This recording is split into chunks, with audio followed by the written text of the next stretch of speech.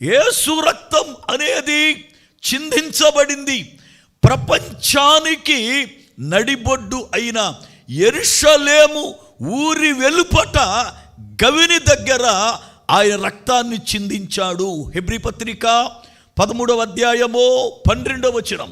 Hebrew పత్రిక 13వ అధ్యాయము 12వ వచనం.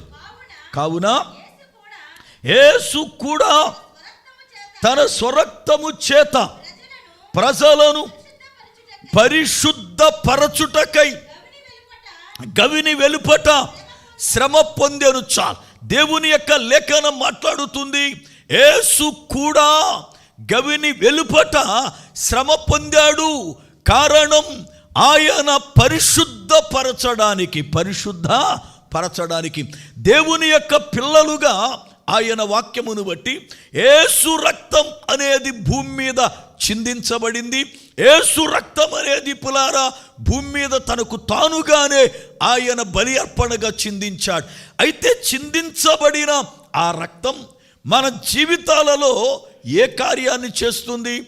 యేసు రక్తానికి ఉన్నటువంటి శక్తి, లేక యేసు రక్తానికి ఉన్నటువంటి గొప్పతనం, యేసు రక్తానికి ఉన్నటువంటి పులారా విశిష్టత ఏమిటి అనంటే, యేసు రక్తము ఒక మనిషి పాపమును, ఒక మనిషి మనస్సాక్షిని శుద్ధీకరించగలిగిన శక్తి యేసు రక్తానికి మాత్రమే ఉంది. దేవునికి స్తోత్రం.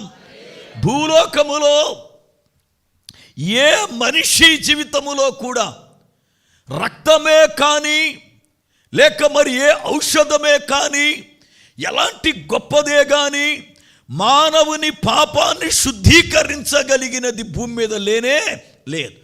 మనస్సాక్షిని శుద్ధీకరించగలిగినది భూమి మీద ఏది కూడా లేదు. యేసు రక్తము ఒక్కటే మానవ జీవితములో అద్భుతమైనటువంటి శుద్ధీకరణ కార్యక్రమాన్ని చేయగలదు.